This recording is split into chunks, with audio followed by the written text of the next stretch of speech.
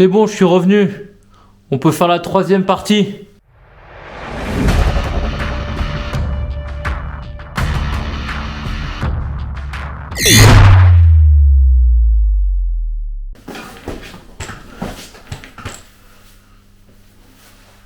Bon, c'était un peu long. Je suis de retour. Donc cette fois-ci, on passe au concret. Troisième partie. Donc là, on entame le PC. Donc tout ce qu'on a vu sur les tableaux, sur les deux premières vidéos théoriques, on va le mettre en pratique sur l'ordi. Alors dans un premier temps, en mode hors ligne, parce que la voiture elle roule toujours pas, puisque ce sera la quatrième vidéo où on va faire des essais sur route. Mais là, mise plus en pratique dans le calculateur, mode hors ligne.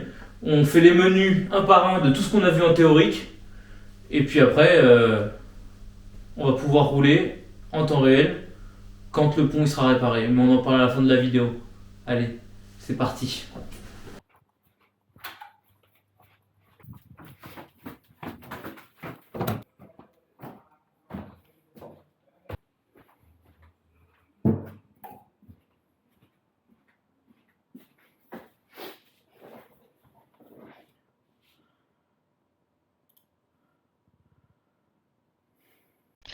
Donc là, j'ai ouvert ma carto actuelle, parce qu'il y a des données réelles, donc c'est plus simple. Et puis ça sera plus clair pour tout le monde, et en plus c'est une carto que je connais très bien vu que je la vois tout le temps sur la voiture. Alors déjà je vais peut-être présenter l'interface MaxECU plus largement. Donc ça c'est le logiciel qui s'appelle MTune, c'est ce qui permet de faire les cartographies. Et que donc là on est en offline, hein, je suis sur mon PC Tour dans mon bureau.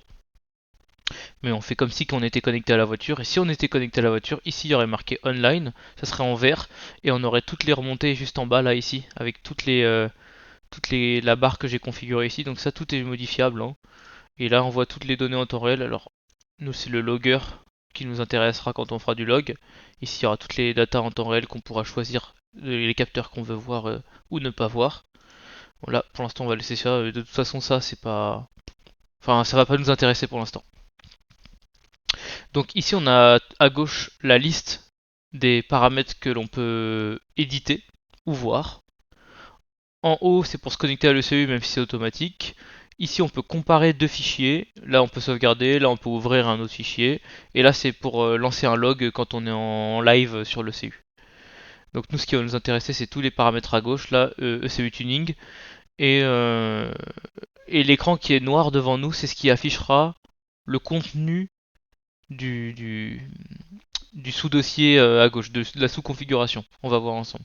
Donc dans la liste, il y aura tous les paramètres que l'on a vu dans les deux précédentes vidéos. Donc si vous ne les avez pas vus, je vous conseille de les voir. Et on va suivre ce qu'on a déjà fait, hein, ce qui est bien plus simple. Donc ce qu'on a déjà fait, donc en tout premier, on verra la config du MaxECU lui-même. Ensuite, tout ce qui est input. Donc input, c'est les entrées, comme on a vu, les capteurs, tout ça. Tout ce qui est output, c'est les sorties. Donc, par exemple, une sortie basique, c'est un injecteur, parce que c'est quelque chose qui est piloté. Ça renvoie pas de données. C'est ce que le calculateur va contrôler. Contrairement à, par exemple, un capteur de température qui va remonter une information de température au calculateur. Voilà, donc différence entre input et output. Les limites, donc limites programmables telles que les tours par minute, le boost, donc tout ce qui est pression de turbo, ou encore la richesse, des protections de richesse. Ensuite on a fuel, donc c'est tout ce qui concerne l'injection, purement essence, enfin je veux dire l'injection quoi en général. Ignition, donc c'est l'allumage, tout ce qui concerne l'allumage. Idle control, ça va être le contrôle du ralenti. Donc ça c'est une petite case qu'on verra, sachant que moi j'ai retiré le moteur de ralenti, donc c'est un cas particulier. Ensuite on verra tout ce qui est diagnostic, donc comme sur un calculateur d'origine, ça nous remonte des diagnostics. Si on a des problèmes, par exemple la sonde lambda qui ne marche plus, on va avoir un code erreur qui va être dans le diagnostic. Et enfin, le principal, là où on passe le plus de temps une fois qu'on a fait toutes les configs proprement avant, c'est tuning. Tuning où il y a les trois tables qu'on a vues dans la dernière vidéo, donc table d'injection, table de richesse et la table d'allumage. Voilà. Donc On va tout de suite commencer par la configuration.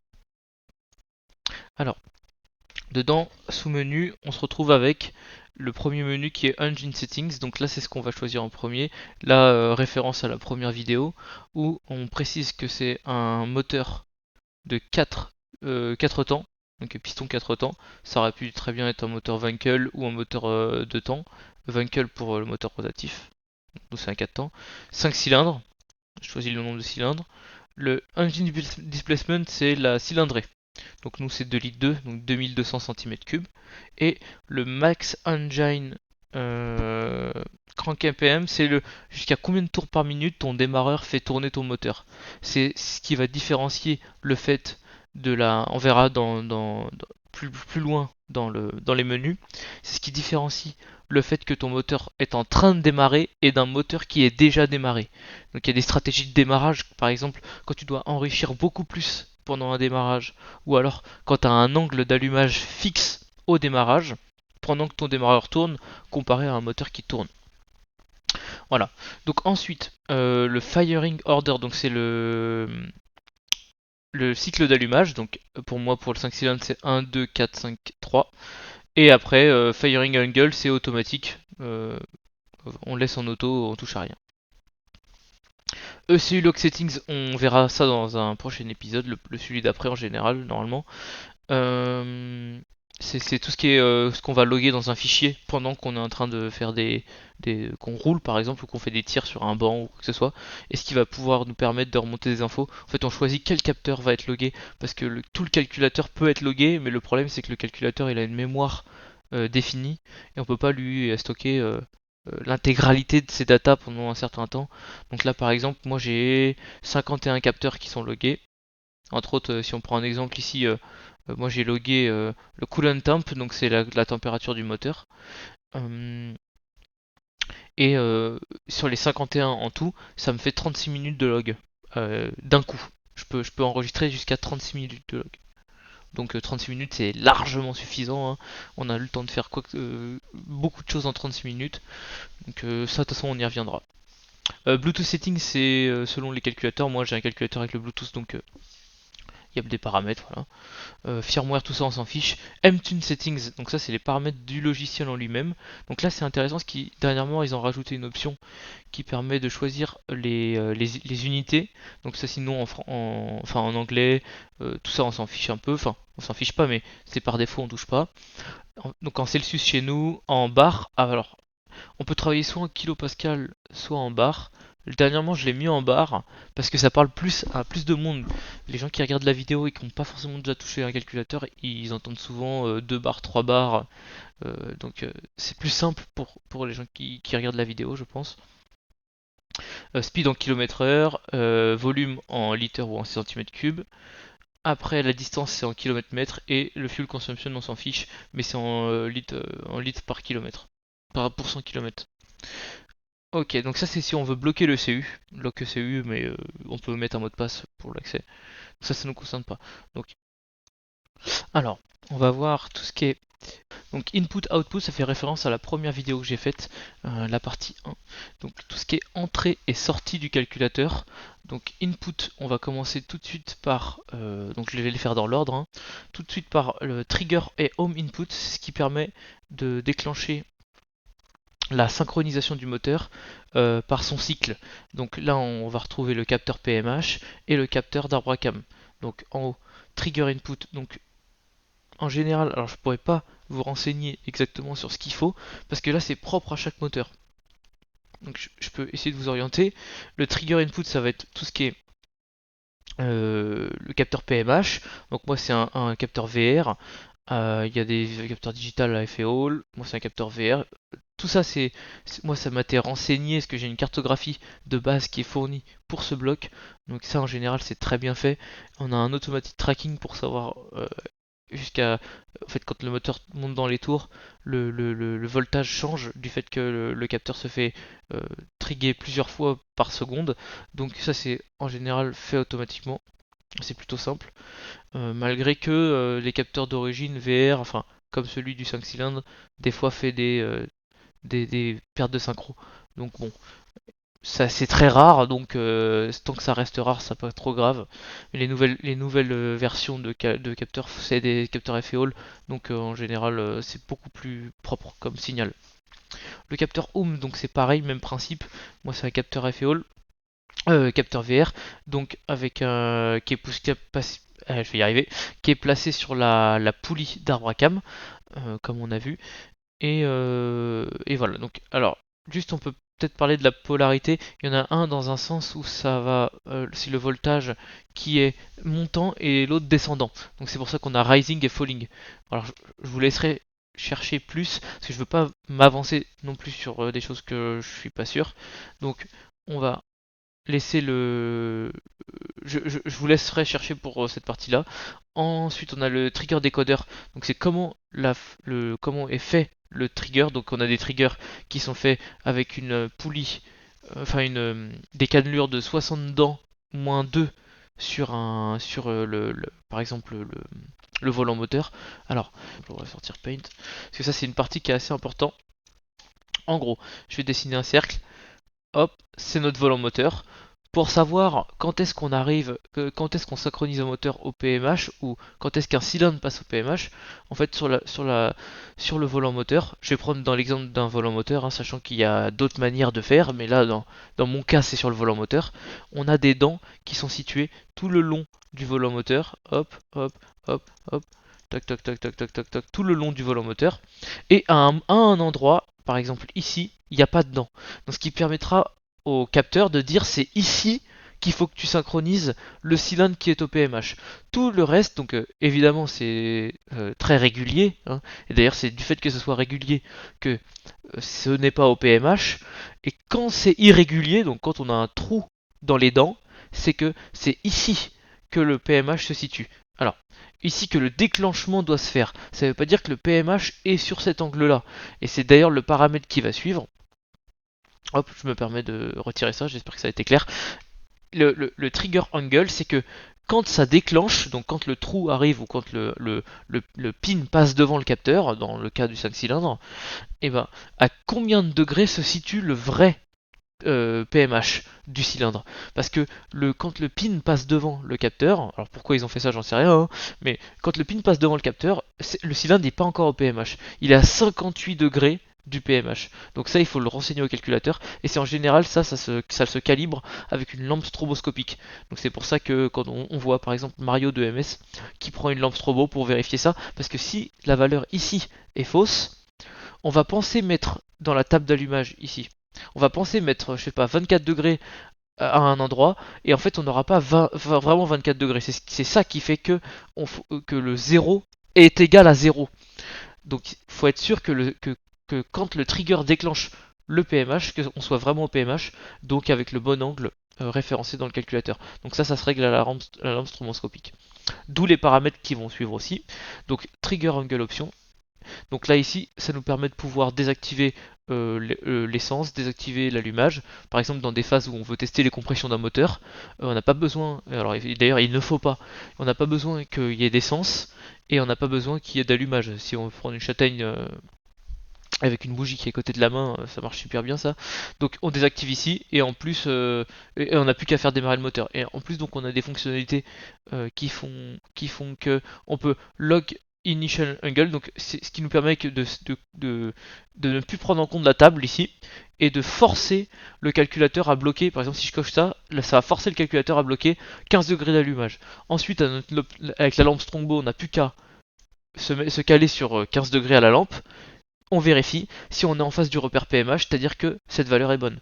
Si c'est pas le cas, si on est décalé en plus, le repère il est trop loin du point de calage ou donc dans un sens ou dans l'autre, et ben il faut ajuster cette valeur là pour qu'on soit pile sur le repère quand on demande avec le calculateur 15 degrés et qu'à la lampe on vérifie bien 15 degrés. C'est-à-dire que la vérification mécanique est OK par rapport à la vérification électronique et on aura les bonnes valeurs à l'allumage. Ensuite, donc tout ce qui est sensor. Donc là, on va avoir l'IAT, donc c'est ce qui nous remonte la température du collecteur d'admission. donc c'est le capteur qui est situé dessus, avec une table qui référence en home, donc ça c'est données constructeur, hein. Quand on achète un capteur ou quand on importe une cartographie d'un moteur qui est assez connu, on peut voir la résistance en ohm du capteur qui est donné. Bon alors, faut pas se soucier de ces valeurs-là. Par exemple, le capteur, il affiche une résistance en ohm de 490 ohms quand la valeur réelle de dehors est 20 degrés. Donc ça c'est une table qui est donnée par le constructeur du capteur, hein. C'est aussi simple que ça. Ensuite, le coulomb température sensor, même principe. Donc là, moi pour le coup, c'est un Bosch, donc c'est des valeurs qui sont déjà que MaxECU connaît déjà. On n'a pas besoin de faire une table personnalisée, on n'a pas besoin de calibrer quoi. Donc on n'a plus qu'à lui donner et il te remonte la valeur de la température de liquide de refroidissement. Et le throttle position, donc là, moi c'est un papillon mécanique avec un capteur de position. Donc là, il faut le calibrer. En position fermée, on prend le voltage, on fait pédale plancher, on le prend en position ouverte, ça nous donne un voltage. Et ensuite, donc ça nous donne la valeur de 0% jusqu'à 100%. Et il y a une fonction qui permet de détecter s'il y a un problème, c'est que la valeur est incohérente au capteur. Donc, bon, alors ça c'est propre au MaxECU, hein, je ne serais pas plus renseigné. Donc, autre input, on a la lambda, donc basique. Lambda c'est une wideband, donc c'est fourni avec le calculateur. Et c'est une LSU 4.2. Il y a la 4.9 qui existe. Donc, alors moi c'était une 4.2. Je ne saurais pas plus vous renseigner que ça. Voilà, c'est à peu près tout. Les EGT, on en parlera dans la prochaine vidéo. Tout ce qu'on va voir en input après, on va dire que ça fait partie de l'optionnel. Hop, donc on a les digitales et les analogues. Cam Home Dual, c'est ce qui permet de remonter la valeur de. Enfin, c'est là où est branché le. Je vais y arriver. Le capteur d'arbre à cam et de PMH. Ensuite, sur le DIN 2, on a le VSS, donc ça c'est le speed sensor, donc à quelle vitesse la voiture roule. Ensuite, on a le rolling launch. Donc moi, j'ai câblé un bouton pour le rolling launch. Donc j'ai une mise à la terre d'un bouton et qui est spécifié sur le DIN 4, donc, Digital 4. Voilà, donc c'est pour le rolling launch. Et le DIN 5, j'ai câblé le capteur E85, donc le capteur de teneur en éthanol dans le circuit d'essence. Donc ça, c'est pour les capteurs digitaux. Ensuite, on a les analogues. Alors le clutch, c'est pas un bon exemple parce que moi, vu que j'avais plus de place dans mes digitales, j'ai converti un analogue en digital. C'est une fonctionnalité qui est possible sur le race. Donc du coup, j'ai juste pris un clutch sensor. Le clutch sensor, c'est ce qui permet de capter si la pédale d'embrayage est appuyée ou non. Donc pour les départs arrêtés, avec le launch control, c'est pratique. Ça évite d'avoir un bouton sur le tableau de bord. Après, donc si on prend moi j'ai câblé la pression d'essence, donc ça c'est un bon exemple. La pression d'essence, c'est un capteur qui varie de 0 à 5 volts. Donc 0,5, en fait c'est une table qui est donnée aussi par le constructeur, c'est le même principe que l'IAT. Donc la table est donnée ici. Par exemple, moi c'est un capteur 10 bars, donc à 0 bar, j'ai euh, 0,5 volts et à 10 bars j'ai 4,5 volts. Et dessus il y a une table linéaire qui est effectuée, donc ce qui nous donne la valeur de pression d'essence dans le circuit. Donc là après, il y en a plein j'ai de la chance d'avoir le race parce que je peux en mettre plein d'autres. Pour l'instant j'en ai pas mis, mais plus tard je rajouterai la pression d'huile et peut-être la température d'huile aussi dans le calculateur, ce qui permet de faire des stratégies de coupure. Si par exemple il n'y a plus de pression d'huile, ça coupe le moteur. En sécurité, je préfère que le moteur il s'arrête qu'il soit mort quoi. Voilà. L'éthanol sensor, il y a un petit paramètre dessus. Alors je vais prendre un. Alors hop, nouveau. Comment fonctionne un capteur éthanol? Donc on a notre pompe ici, on a notre ligne principale, la rampe, donc je vais faire une flèche, hein, et le retour. Notre capteur éthanol il se situe là. Hop, voilà, il ressemble à ça. Alors je dessine extrêmement mal. Voilà. Donc ça, c'est le retour. Le capteur éthanol il se situe sur le retour pour pas entraver le fait qu'il y ait une prise de pression sur le sur l'allée, en général, le tuyau de l'allée est en très gros diamètre pour pouvoir envoyer un maximum de débit. Et le problème du capteur éthanol, c'est qu'il a une section qui est assez petite. Et donc, bon, alors Nuke ont sorti des alternatives à ça avec un support qui permet de le convertir en AN10, AN8. Mais sinon, on le met sur le retour et en plus, ça permet d'éviter de l'endommager du fait qu'il y a énormément de pression dans le circuit et énormément de débit. Donc du coup, on le met sur le retour, mais du fait qu'il soit sur le retour, quand on fait un gros tir, bah, les injecteurs qui sont ici, ils vont consommer l'essence. Donc il y aura beaucoup moins d'essence qui va aller sur le retour. Et en fait, ça aura tendance à faire varier la courbe de teneur en éthanol alors qu'elle n'a pas changé. Alors si on va dans Help en haut à droite, on peut voir un peu cet effet-là qui est expliqué juste ici.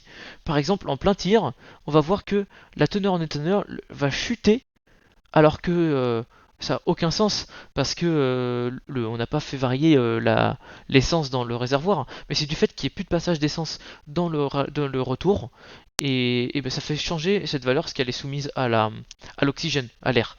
Donc pour éviter ça, en plein tir, quand on dépasse par exemple au-dessus de 3000 tours minute et au-dessus de 0,2 bar, la valeur précédente est conservée pour éviter de la faire varier. Et elle reprend au bout de 20 secondes après que ces conditions-là soient lâchées.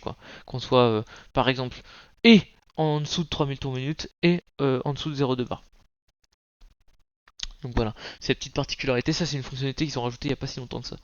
Donc on va passer aux outputs. Donc les outputs, alors là c'est plus complexe. Moi j'ai un plug and play, donc c'est bien plus simple à configurer. Moi c'est quelque chose qui m'a été fourni le fichier, comme j'ai déjà expliqué. Donc les outputs c'est toutes les sorties qu'il y a sur le calculateur. Alors dans mon cas, c'est des GPIO. Alors je vais pas expliquer comment on câble, comme j'ai déjà expliqué, hein, je sais pas faire, mais je vais pas expliquer comment on câble un faisceau complet, mais je peux vous expliquer comment fonctionne rapidement la configuration de l'AccessU pour ces paramètres-là. Donc en fait, on va retrouver tout ce qu'on a déjà vu ici sur ce câble-là. Alors je sais pas identifier lequel, mais on s'en fiche, hein, c'est pas le sujet. Ici on a la pompe à essence, ici on a le contrôleur. Donc moi c'est ce que j'ai rajouté, un boost solénoïde. Là, par exemple, c'est le check engine light du tableau de bord qui est câblé, donc ça c'est plutôt bien. TAC output, c'est le capteur de tour minute. Son de lambda heater, donc c'est la chauffe du son de lambda. Plus loin, dans les injecteurs, on a les 5 injecteurs en output ici, sachant qu'on peut en avoir jusqu'à 8 en séquentiel. Après, pareil sur les ignition, donc toutes les bobines, donc on en a 5. Et ensuite, on n'a rien d'autre. Voilà, virtuel. Tout ce qui est virtuel ici, on n'a rien. Voilà. Et on peut tous les tester ici. Donc ça, c'est pratique. Il y en a les séquences de test. À chaque fois qu'on configure quelque chose qui est, on va dire, modifiable, on a une partie qui se rajoute. Par exemple, ici, tac output, il y a des paramètres à donner. On a le menu qui est apparu. Si ici, j'avais pas mis le boost solénoïde, on n'aurait pas le menu ici de boost control. Donc là, vu que je l'ai mis, on va pouvoir gérer le boost control. Alors, le boost control, j'y passe rapidement. C'est un solénoïde qui permet de piloter une ouverture. C'est un robinet électronique, aussi simplement que ça. Donc, on ouvre, on ferme le robinet de façon électroniquement avec un certain pourcentage, avec des conditions. J'y reviendrai dans la prochaine vidéo, je pense, parce que sans cas concret, c'est difficilement explicable.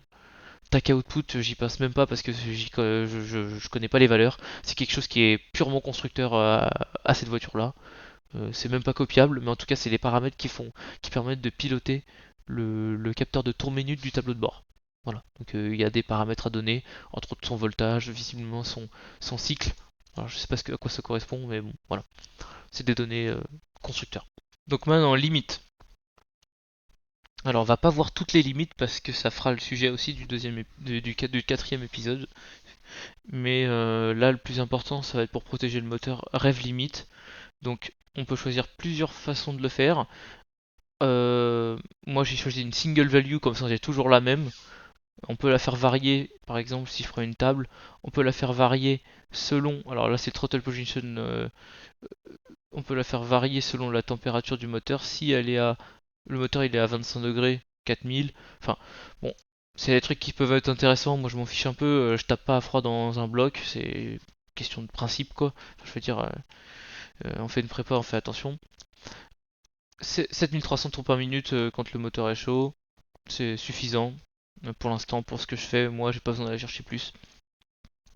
Et c'est d'ailleurs la valeur par défaut du 5 cylindres, de ce 5 cylindres là. Ensuite, donc la stratégie qui va permettre de couper au-delà de cette valeur là. Donc nous on veut couper l'allumage, puis ensuite l'essence 100 RPM, 100 tours par minute plus tard. Donc après bon, ça permet d'être sûr que au moins ton moteur il s'emballe pas plus haut. C'est sûr que c'est limité quoi. Le cut pattern, ça va être la façon dont c'est coupé. Donc séquentiel, c'est qu'en fait il va couper cylindre par cylindre dans l'ordre d'allumage qu'on a référencé plus haut. On aurait pu mettre random et là c'est aléatoire, cylindre peu importe. Alors, Rev Limit Control Range, ça va être dans quelle limite de dépassement il peut travailler cette coupure. Donc là, nous, imaginons c'est 7300, il va pouvoir travailler le rupteur autour de entre 7300 et 7500 tours minute, vu qu'on a mis 200. Et le Rev Limit Ignition Retard, donc ça va être combien de décalage à l'allumage il va créer pour le, le rupteur. Là, c'est moins 20 degrés, donc ça génère énormément de, de retard à l'allumage, ce qui fait en général les coups de fusil ou les grosses flammes.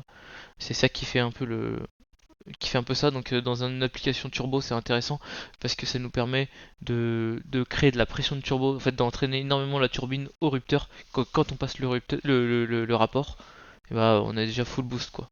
Bon, dans la dernière vidéo de Farine, ça a bien payé. Hein. Mario, il a mis un gros retard et ça a créé, je sais pas, 3 bar 7 de boost, ce qui est énorme. Donc c'est pas forcément une valeur. Enfin, après, à prendre avec précaution. En plus, les soupapes elles prennent cher. Bon, bref, c'est à précaution. Rev Limit Fuel, donc ça c'est pour enrichir le rupteur par rapport à la table d'enrichissement qu'on verra tout à l'heure. Donc par rapport à la table, est-ce qu'on veut enrichir de combien de pourcents? Moi j'ai mis 5%. Deuxième limite, ça va être le boost cut. Boost cut très connu, ce qui permet de limiter la pression à une valeur donnée. Donc nous c'est très simple, hein, je l'ai activé évidemment. Et moi sur ma table il est limité à 2 bar 3, 2 bar 35 de boost. Et on a le délai d'activation qui est 0,2 secondes, donc il faut que ce soit assez vif. Et donc en cas de coupure, on a une stratégie, donc ça on va le voir dans pas mal de stratégies de coupure. Donc sous quelles conditions on peut remettre le moteur, on va dire, en fonction. Par exemple, le moteur coupe atteint cette limite. Donc ça désactive complètement l'injection, l'allumage. Et sous quelles conditions on restaure ça. Donc là c'est soit sur un mouvement de, de, de papillon, soit sur une valeur de papillon inférieure. Donc si mon papillon est inférieur à 10 degrés, ou s'il fait un mouvement de plus de 10 degrés, de plus de 10%, excusez-moi, bah on réactive le moteur. Alors je sais pas si c'est très compréhensible, je vais peut-être la refaire. En gros, si on a un mouvement de papillon qui est de plus de 10% vers à la baisse, on va dire, imaginons une coupure, on est à 100% de papillon, qu'on tombe à 90%, donc c'est-à-dire qu'on a levé le pied, on réactive. Ou alors si le papillon tombe en dessous des 10%, donc si carrément on a lâché le pied, donc là ça réactive aussi. Voilà. Donc prochaine limite, le lean power cut. Donc ça c'est la protection pour tout ce qui est richesse du moteur en lui-même. Donc là, il y a plein de façons de le faire. Moi je le fais d'une façon où c'est la variation de la table lambda qu'on verra plus tard. Donc alors si on va faire de haut en bas. L'activation de condition, donc c'est que mon minimum map soit en dessous de la pression atmosphérique, donc à moins 0,2 bar, minimum 2500 tours minute et minimum 20% de papillon. Donc j'ai mis 20% de papillon à la pédale. Ce qui déclenche ça, c'est le fait que la table de lambda que l'on demande au calculateur dérive de 0,050 lambda, on va dire ça comme ça. Alors je m'explique, je vais être obligé de pouvoir l'expliquer de sauter directement de la table de lambda. Hop, ici. Si par exemple on se situe à 3300 tours minute à 1 bar, que je demande 0,780 de lambda, et que cette valeur est soit est trop basse, donc il faut rajouter vu que la lambda, la richesse va vers le 1, donc hop, hop, plus 50, non, 0,50, 0,050. Si ma lambda dépasse 0,83, à cette valeur-là, ça déclenche mon link cut. Pourquoi? Parce que j'ai demandé à que si cette valeur a plus de 0,05 de dépassement, alors ça déclenche mon link cut. Alors je vérifie. Oui, c'est bien ça. Donc, étant donné que dans les épisodes précédents, on a vu que plus on tend, hop, plus on tend vers le 1 ou le 2 de lambda, plus c'est pauvre, forcément il faut que je rajoute 50. Pas que je baisse. Parce que si je fais moins 50 à 0,78, bah là on va tomber encore plus riche. Donc si ma valeur dépasse la cible de 0,05, ça déclenche ma lambda cut. Donc du coup, le moteur se coupe. Et déjà on a un soft cut, on voit ici, misfiring, donc ça fait des ratés d'allumage. Et si vraiment ça continue encore, là c'est total power cut, donc ça coupe le moteur, sécurité. Donc tout ça, les limites, c'est fait pour éviter d'endommager le moteur en cas de condition peu importe. Imaginons là, on dit ça peut être une carte qui est mal faite, peut-être, mais ça peut même être un injecteur qui déconne. Toute la rampe, plus d'essence, la pompe qui crame, ça permet de protéger le bloc en cas de moteur qui est trop pauvre. On passe à une grosse partie qui est le fuel. Donc là, c'est une partie qui va être importante parce que c'est là que tout va se jouer sur les prochaines cartographies type, type la cartographie donc de la VE, donc efficacité volumétrique, et la lambda. Donc les paramètres d'injection, donc on va commencer par le fuel général, donc c'est là où on va configurer tous les paramètres d'injecteur. Donc là c'est assez lourd comme paramètres, donc je vais bien le prendre un par un. Donc injection de méthode, donc on est en pilotage d'injecteur séquentiel à 720 degrés, donc c'est la durée du cycle moteur, donc entre autres 720 degrés de cycle. Et la façon dont c'est calculé, c'est en multipliant la lambda. Alors, c'est du fait que c'est comme ça qu'on va calculer la VE. C'est parce que le multiplicateur va être appliqué selon la table de lambda. Alors, on va voir ça après. Donc, est-ce qu'on utilise le map sensor? Évidemment, oui. Et c'est pas une injection étagée. Nous, on est en injection indirecte, donc on disable le paramètre. Donc ça, c'est pour les paramètres généraux. C'est pas le plus important. C'est surtout ce qui va suivre. Le fuel type. Donc là, dans mon cas, c'est un flex fuel parce que j'ai le capteur. Donc comme il y a marqué, c'est que le capteur est requis. Si on mettait de l'E85 purement, ça aurait été ici. Si c'était du gasoline, donc tout ce que 98, ça aurait été ici. Et là, en fait, on voit les rapports stoichiométriques qui suivent. Sur l'SP98, c'est le 14,7. Le 85, c'est 9,7. 9.7. Et ensuite, tous les autres que je ne connais pas. Donc, je m'avancerai pas. Donc éthanol flex fuel, nous c'est dans notre cas, et j'ai activé la correction par densité du fait de sa température qui varie. Donc plus on a une concentration forte en éthanol, plus ça va jouer dans la table, parce que faut savoir que la densité de l'essence elle-même varie selon la température du carburant. Donc c'est l'avantage aussi du capteur flex fuel, c'est qu'en plus de donner la valeur en éthanol, il nous donne la température du carburant. Donc là, dans notre cas à nous, il est par exemple si on prend la valeur à 0 degré pour un 50 degrés d'éthanol, c'est 784,5 kg par mètre cube.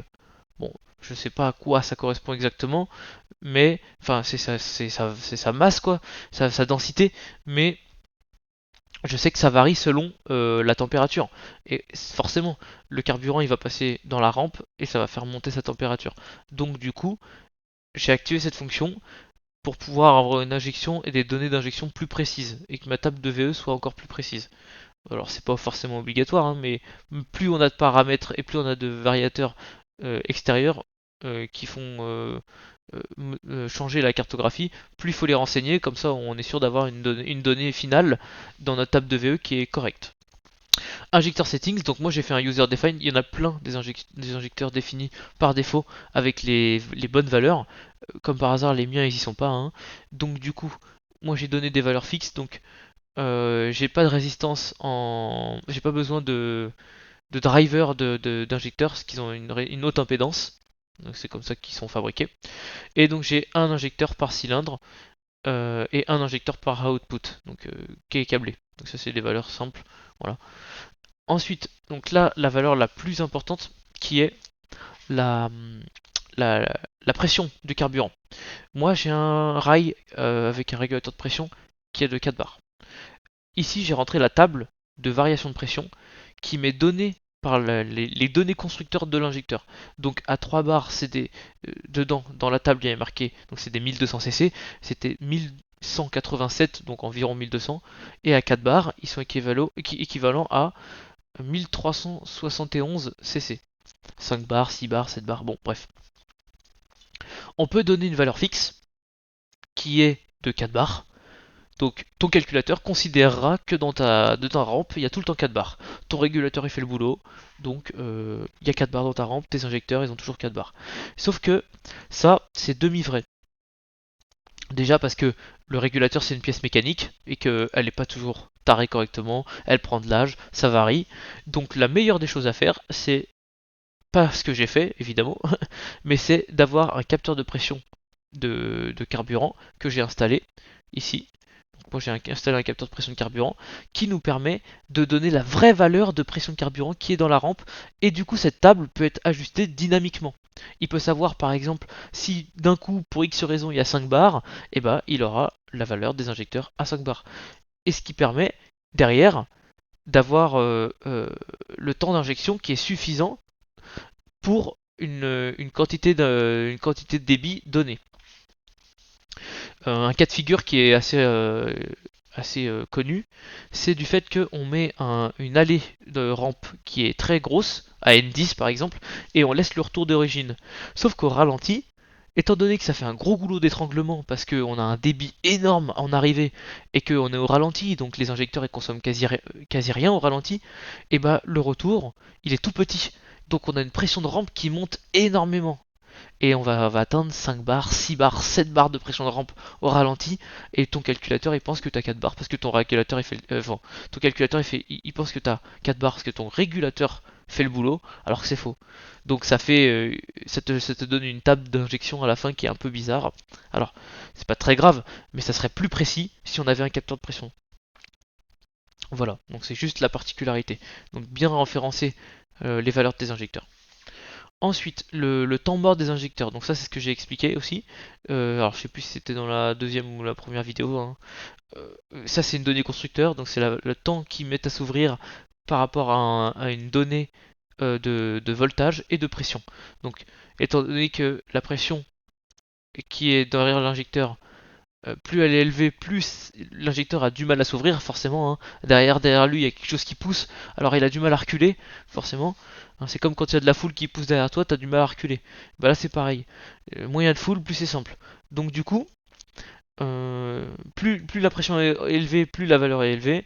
Et plus le voltage est bas, plus la valeur est élevée, forcément, hein, parce que pour faire déplacer une aiguille avec de l'électricité à 8 volts par rapport à 16 volts, c'est pas du tout la même vitesse. Hein, normal, il y a plus de puissance. Le pulse width adder, j'en parlerai pas, c'est quand on a des gros injecteurs, c'est pour éviter les instabilités au ralenti, parce que les injecteurs ont tendance à avoir des très gros injecteurs, à avoir une instabilité au ralenti.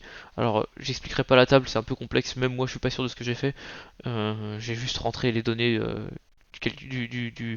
l'injecteur, mais je suis sûr qu'il n'y en aura même pas besoin parce que 1200 cc c'est pas si gros que ça. Et on a ici à quel moment l'événement d'injection a lieu. Il y a une table ici qui est par rapport au tour minute et en degrés de cycle moteur. Donc 360 degrés, bah, entre autres c'est quand que le piston est tout en haut, hein. Donc avant ou après le top down center et à quel moment a lieu l'événement d'injection. Est-ce qu'il faut calculer l'événement d'injection par rapport à son début ou à sa fin? Par exemple, est-ce qu'il faut que la fin d'injection ait lieu à 360 degrés ou le début d'injection ait lieu à 360 degrés? C'est pas la même chose. Donc ça, c'est des données qui sont... Alors moi je rentrerai pas dans le détail parce que je suis pas assez calé, mais c'est le standard on va dire. Bon, ça fonctionne très très bien. Et c'était dans la map de base. Je considère que les mecs qui ont fait ça sont pas teubés. Donc voilà. Pour moi c'est la bonne valeur et puis j'y toucherai pas de toute façon. Alors donc ça c'était pour tout ce qui est paramètres d'injecteur. Donc c'est ici que tout joue sur la cartographie finale. Hein. Faut être le plus précis possible ici.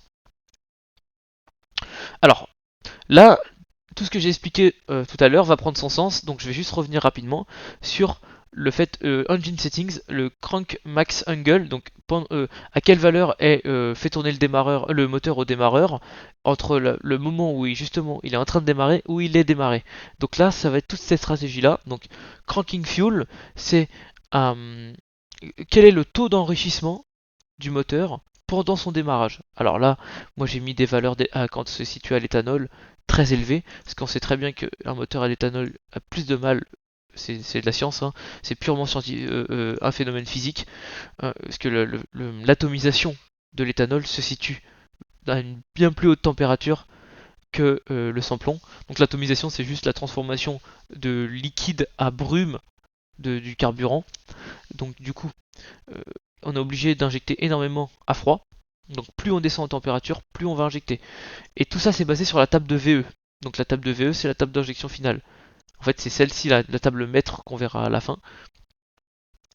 Donc là par exemple quand le moteur est à 90 degrés, on injecte 100% de la table, donc c'est-à-dire qu'on n'ajoute rien. On est à 100% de la table de base. Donc c'est tout. Aucune correction. Par contre quand on est à 20 degrés, de liquide de refroidissement. Là, on va rajouter 580% d'injection. Donc là, il faut gaver le bloc, hein, c'est simple. Hein, parce que cette phase, elle dure pas longtemps, c'est juste le temps de démarrage. Donc le temps où il est en phase de rotation de démarreur. Voilà. Deuxième paramètre qui est le warm-up. Le warm-up, c'est le trim qui va se situer pendant que le moteur est en train de chauffer. Donc imaginons on vient de démarrer, le moteur il est froid, donc on est à 15 degrés de dehors. De combien on enrichit la table de base par rapport à ce qu'elle est située dedans. Donc tout le temps, ici ça va se déplacer, tout le temps de la montée en chaleur du moteur, on va enrichir très légèrement le temps que le phénomène d'atomisation se fasse correctement à chaud. Donc ici, là, par exemple, à 15 degrés, je sais que moteur chauffant, donc on n'est plus dans la phase de démarrage, hein. Le moteur démarré, je sais que je rajoute 55% d'essence par rapport à ma VE d'origine, et ce trim va se déplacer tout au long de la chauffe du moteur. Donc je prends toujours la référence du haut, parce que c'est la version éthanol, sachant que c'est une table qui est en XY, donc en bas on a la température d'eau, et sur l'autre axe, on a la concentration d'éthanol. Donc je sais qu'à 10% d'éthanol, on n'a pas le même besoin d'enrichissement pendant la chauffe du moteur que à 60% d'éthanol. C'est pour ça que j'ai fait une double entrée. L'after start enrichissement, alors ça c'est comme un chrono qui démarre. Pile au moment où le moteur a démarré, on a un chronomètre qui démarre, donc là 0 secondes, 5 secondes, 10 secondes, 20 secondes, 40 secondes. Et c'est un enrichissement, je vais y arriver, qui est très succinct. C'est-à-dire qu'on va enrichir pendant un certain temps donné. Et là, c'est plus en température, c'est en temps. Alors, c'est pour rajouter de l'essence pendant une courte période après démarrage, et pour pas que ça soit basé sur la température. Alors, on a une valeur qui est basée sur la température, c'est juste pour que le moteur, quand il est à 80 degrés, qu'on vienne pas rajouter 60% d'enrichissement pendant 5 secondes, ça aurait aucune utilité, il n'y en a pas besoin. Voilà, after start enrichissement. Donc, sans parler de cette table-là qui est un peu plus complexe à régler, les deux qui sont ici, c'est ce qui permet le démarrage à froid à l'éthanol, entre autres. Le sujet, tout le monde parle de démarrage à froid à l'éthanol, c'est ici qu'on vient régler le pourcentage d'enrichissement qu'on a besoin en plus quand on est à froid. Ou à chaud d'ailleurs. Donc, menu d'après, le fuel priming. Le fuel priming, c'est quand on met le contact et qu'on entend les pompes tourner, c'est combien de temps les injecteurs restent ouverts, donc ils se mettent en position ouverte pour pouvoir injecter de l'essence avant démarrage. Donc c'est pour remplir les cylindres, on va appeler ça comme ça, juste le temps avant de commencer à tourner la clé de démarreur. Voilà, c'est encore de l'enrichissement avant démarrage. Tout ce qui est trim, je ne vais pas en parler ici. ça sera dans la vidéo, parce que c'est pas primordial, ça sera dans la vidéo d'après. Accélération enregistrement c'est pareil, le barotrim c'est pareil. Lambda control, je vais en parler parce que c'est un sujet qui est très important. Le lambda control, c'est ce qui va faire la correction lambda par rapport à la table qu'on a en cible. Par exemple, si je demande, je sais pas là, je demande 1 de lambda à moins 0,2 bar et à 4000 tours minute, donc le moteur se situe à moins 0,2 bar et à 4300 tours minute, je demande 1 de lambda. Si j'ai pas 1 de lambda, et ben le lambda control ici va venir corriger cette valeur en enrichissant ou en appauvrissant le mélange, simplement en injectant plus ou moins. Et ça a des cycles donnés. Voilà, on a un cycle de vérification et de correction. Donc on le voit ici le cycle, et avec des valeurs très très spécifiques. Donc par exemple, on désactive le contrôle lambda au-delà d'un delta de... Si on bouge le papillon trop vite, ça désactive le contrôle lambda parce que il faut pas que ça vienne empiéter sur notre cartographie d'accélération enrichissement, là où on vient injecter en amont de la table VE pour pouvoir anticiper et éviter d'avoir un trou à l'accélération. Au-delà d'un trop grand mouvement de pression d'admission, on couple aussi la correction lambda. En dessous d'une certaine valeur de température moteur, 50 degrés, moi j'ai mis en dessous, je veux pas de correction lambda, parce que en fait il va essayer de corriger une valeur qui est fausse. En fait, ton moteur il est basé, sa cartographie elle est faite à chaud. Donc du coup, s'il commence à me corriger mon truc alors qu'il est trop riche ou trop pauvre, moi je veux pas, je veux faire moi-même. Grâce à ces tables-là, le warm-up est là pour ça, il est là pour corriger l'enrichissement, donc je veux pas qu'en dessous de 50 degrés, ça vienne enrichir ou appauvrir. Et en dessous, donc on a tous les combien de temps il vient contrôler la lambda et appliquer une correction. Et en dessous, on a justement les plages de correction, ici. Donc sur quasi toute la plage, moi j'autorise 20%, moins 20% de correction et plus 40 de correction. Le reste des paramètres, j'en parlerai pas, parce que c'est des paramètres qui sont pas importants, enfin, qui sont pas primordiales. J'ai parlé de la lambda parce que c'était un sujet qui était important, parce que ça évite de faire des conneries quand on branche et qu'on veut démarrer et qu'on n'a pas fait bien la carto. Bah, ça se permet de rattraper un peu les erreurs, quoi. Le temps juste qu'on fasse la carto. Mais tout le reste, j'en parlerai pas. Full adaptation, l'overcut run, tout ça, j'en parlerai dans la prochaine vidéo.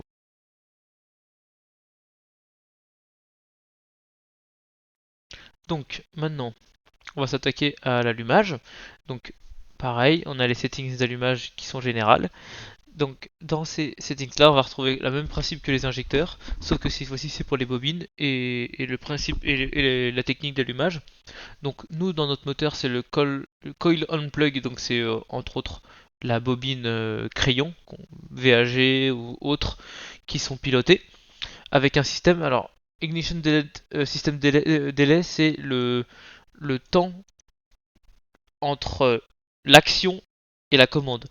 Entre autres, quand le Max SEU demande l'étincelle et que l'étincelle se produit, il y a un temps qui est physique entre le temps de transit, que la donnée transite dans le câblage et le temps de production. Ça se compte en nano. Alors je crois que c'est nano, micro, nanosecondes. Donc là c'est 40. Bon, alors j'ai pas touché à cette valeur. Elle est très bien. À ce calibre, je l'ai pas touché. Ça marche très très bien comme ça. On peut aussi bloquer l'angle à l'allumage ici. Donc on peut dire 15 degrés ça bouge pas.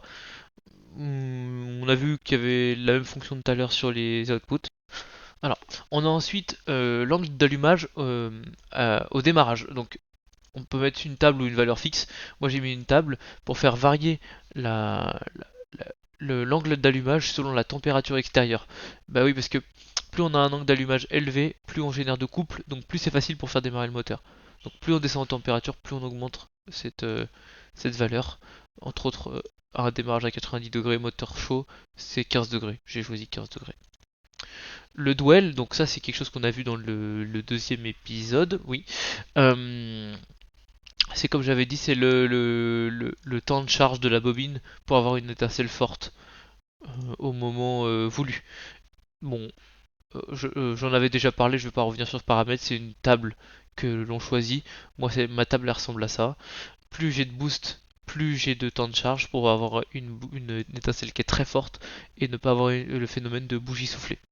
Les corrections, j'en parlerai pas pour les mêmes principes que le reste, ce sera dans une prochaine vidéo.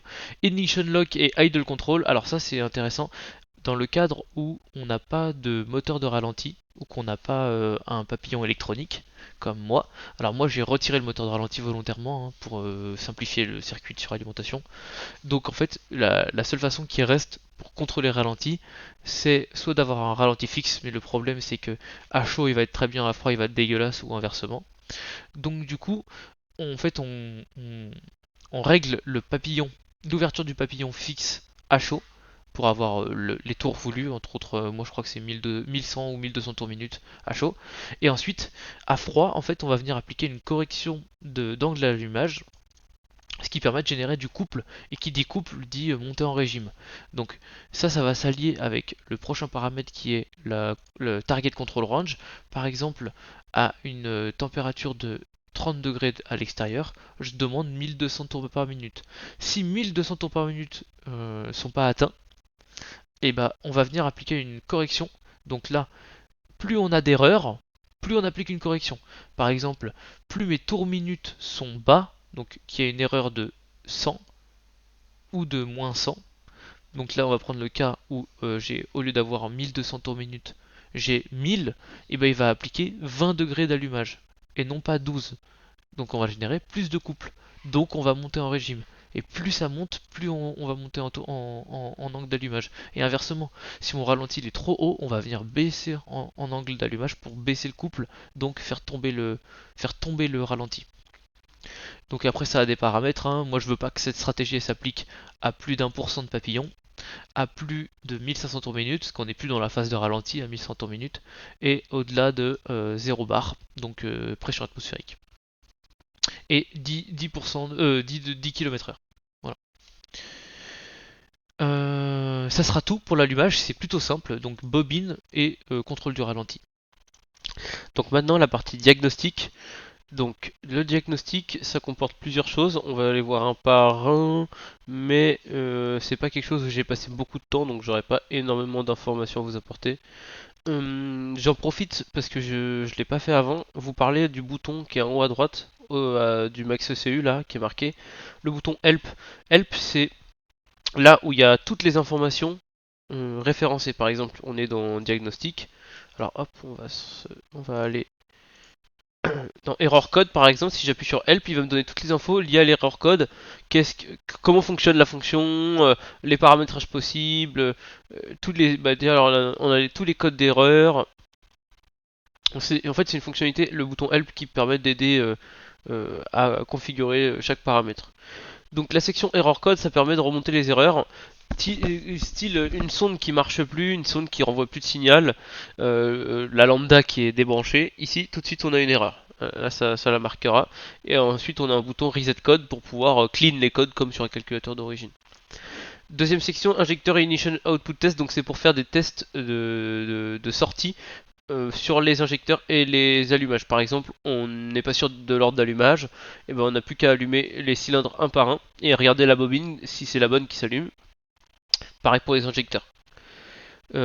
Ici, on peut temporairement arrêter un cylindre, donc soit par l'essence, soit par l'allumage, soit par les deux, pour alors faire des essais, peu importe.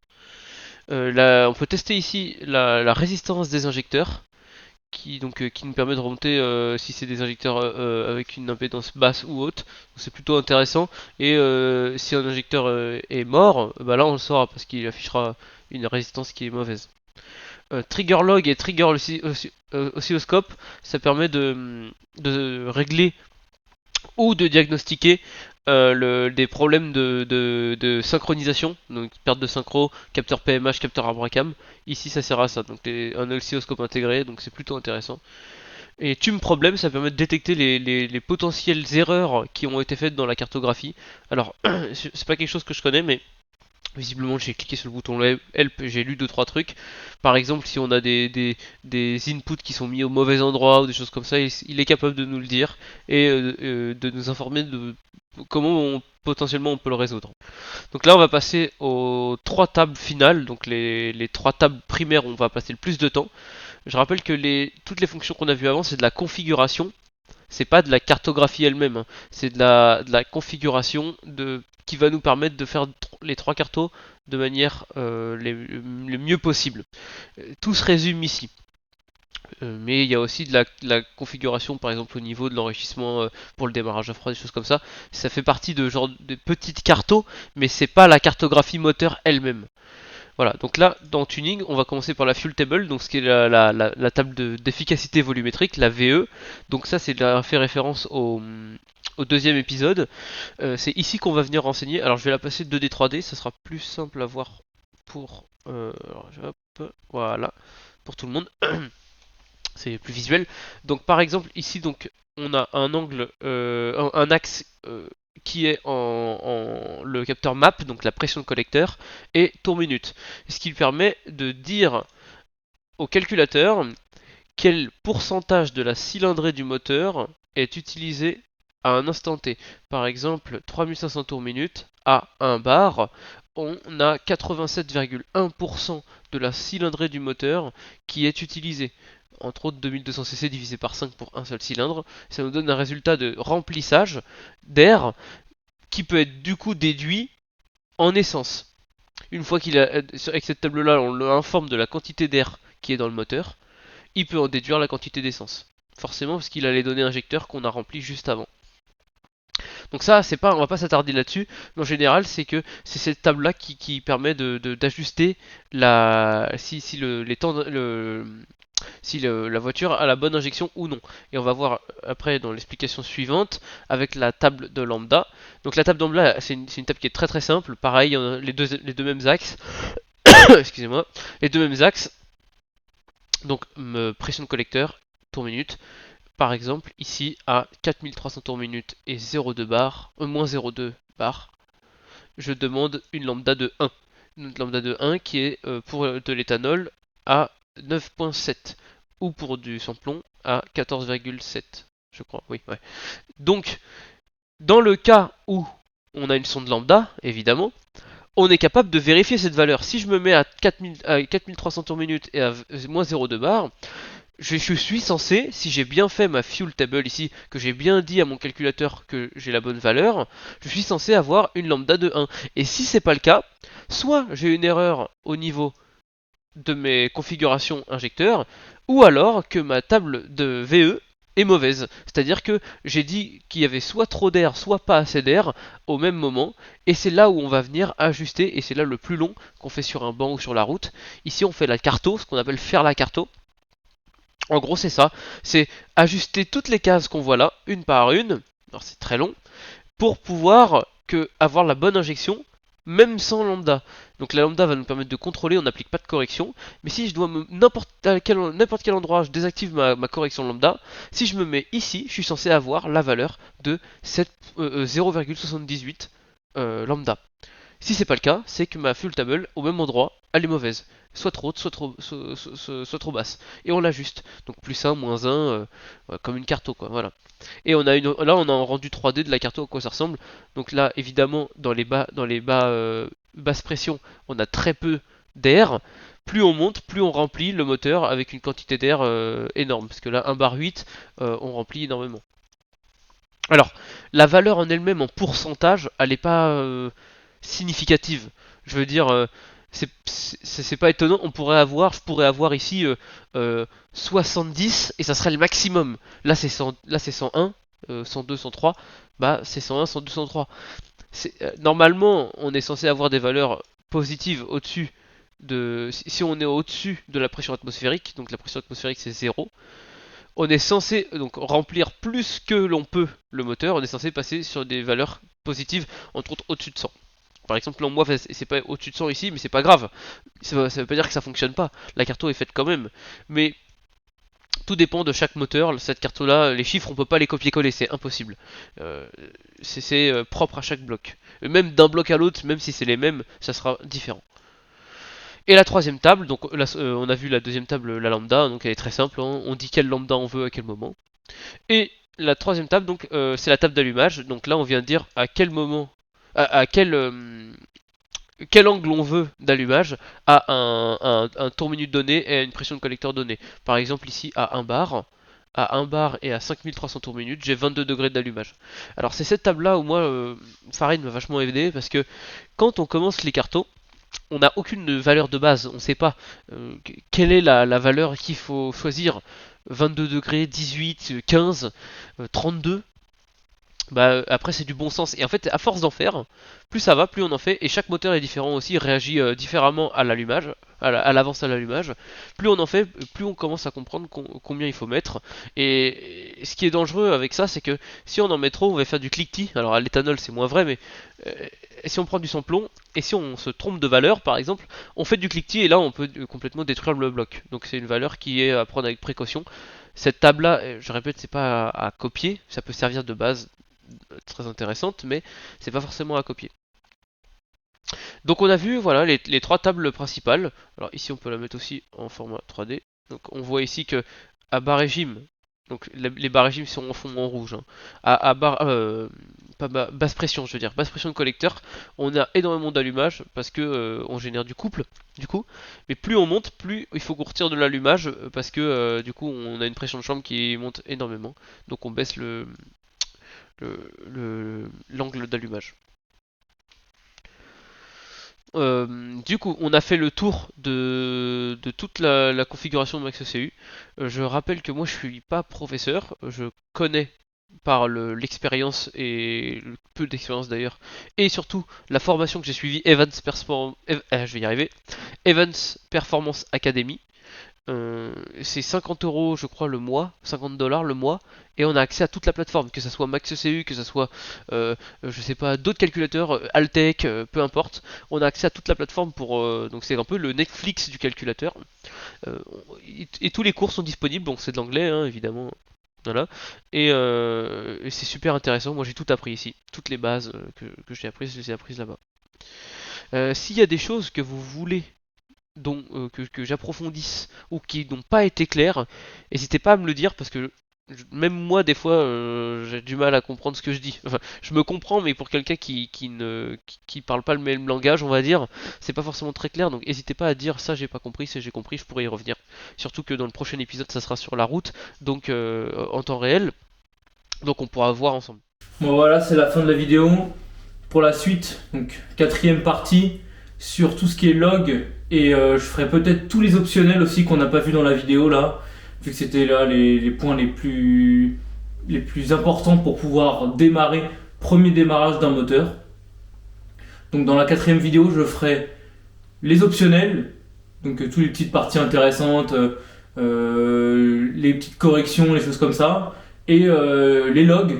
Donc là pour ça, il me faut la voiture qui roule. Le pont, ça c'est le vieux, il est par terre, mort. J'ai l'ancien, le nouveau qui arrive là dans la voiture, il est en bas là, je suis en train de le préparer, on devrait le monter. Je pense que la prochaine vidéo, ça sera sur le pont, avant la quatrième vidéo sur le MaxECU. Ça va changer que d'habitude, là c'est plus en mode un peu, pas court parce que je suis pas un prof, mais en mode explication de ce que j'ai appris sur la MaxECU. Mais la vidéo sur le pont, ça sera un peu plus drôle, un peu plus méca quoi. Voilà. Donc si vous n'avez pas vu toutes les autres vidéos sur la partie MaxECU, il y en a deux autres avant pour comprendre tout ce qui s'est passé dans celle-ci. C'est mieux. Après bon, sinon il y en aura d'autres. MaxECU je sais pas, mais en tout cas sur la voiture c'est sûr et certain. Allez, à la prochaine.